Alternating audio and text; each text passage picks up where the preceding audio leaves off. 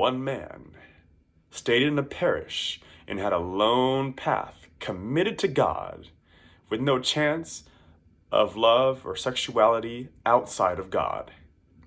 The other man decided to go down a path of lust and love and creativity in the arts, exploring the world in its finer qualities.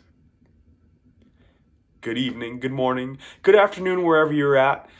I've got another book review, or somewhat of a book review, more of a lesson. It's been a while since I've made a video, but I've got a lesson from this book right here, Narcissus and Goldmund by Hermann Hesse.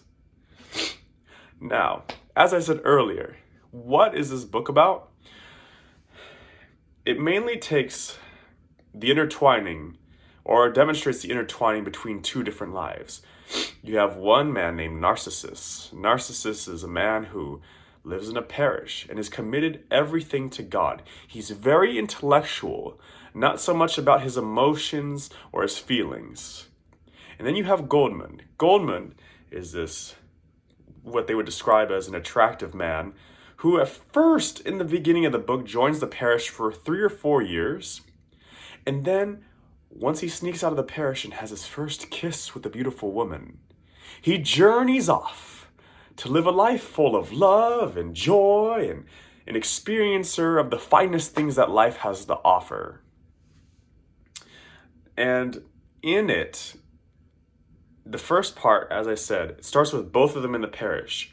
Then, for almost the entire middle portion of the book, it describes all of Goldmund's dealings. And then at the very end of the book, because Narcissus ends up freeing Goldmund from a jail, from a death sentence, they both reunite at the very end of the story. And they share what they've learned, and they discover what they've gone through. It's a very powerful story, in the sense that both of them, one being more about the spiritual and the intellectual, and the other one being about the non-spiritual and the emotional, or the worldly, if you'd like to describe it that way. Both of these men characterize traits that are within all of us. Some of us describe ourselves as the nerd or the intellectual. Some of us describe ourselves as the more emotional, lovely, worldly, and materialistic type of person. We all have these qualities. And what Hesse does beautifully is he takes both of them, and he shows that there are strengths to both of them, and there are weaknesses to both of them as well.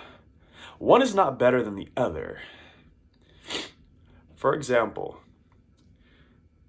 Goldmund goes through all of these different trials and tribulations. He lives a high, low life type of life. Every woman falls in love with him, then he runs into drama. Then he becomes this amazing sculptor, then he runs into drama. It continues to happen like this day after day for Goldmund, living the highs and the lows, whereas Narcissus is living a very steady, not too exciting, and not too boring sort of life. These guys, these stories, when it comes to the tail end, Narcissus is glad to see Goldmund. And Goldmund, eventually what he does when they rejoin, they join for a couple of years, but then Goldmund, being the lovely, adventurous spirit, goes out to go and find the last woman that he fell in love with. Well, when he does so, the woman doesn't want him anymore. She says he's too old, too boring, so he's hurt from that. Then as he's riding his horse back, he falls into a ditch and breaks a bunch of ribs. And then, on top of that, he catches the Black Plague. He's going to die. And yet at the very end of the book, Narcissus and Goldmund get to talk to each other and share what they've learned. They've learned from how different they are. And Goldmund, when he's about to die, drops 2 sentences that were very powerful. Without a mother, one cannot love. Without a mother, one cannot die. And in the end, it says that Narcissus' heart was burning with a great fire as he heard those words. It's very powerful. One, because I do think it's true. If you don't have a mother, you're not born into the world. You don't get to experience this. You don't get to live and you don't get to die. And you don't get to feel that love. Narcissus, though of course a man and a woman had to come together to make him, he is all about God, that imperceptible, omniscient, all-powerful source and spirit. He's not committed to a woman. He neglects his feelings for any family or friends he may have. All in the service of God, an entity, a process of this universe.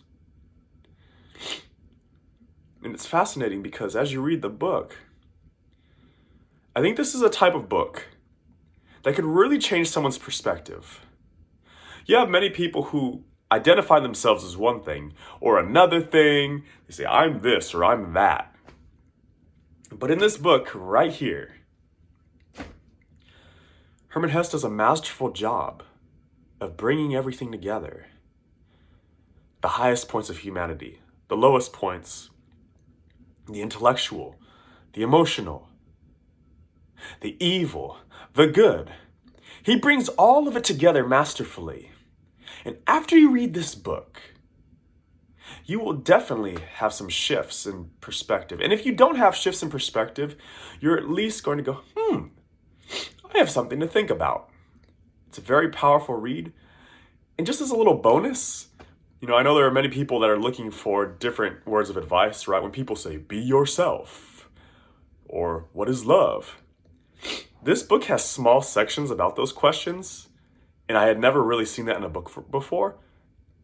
And this is a book from 1930. If someone brought this and made it a movie, or made it a really cool YouTube video, I think everyone would check this book out.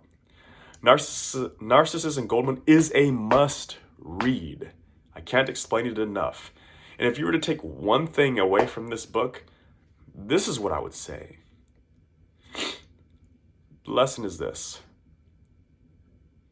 Your truth, your path, your fulfillment, your love, some seek it in God and the otherworldly. Some seek it in the worldly material plane. But whatever which way we pursue it, we're all connected and we all have a different way to find the lessons we're looking for. Thank you all for watching this video. I hope you all have a good one.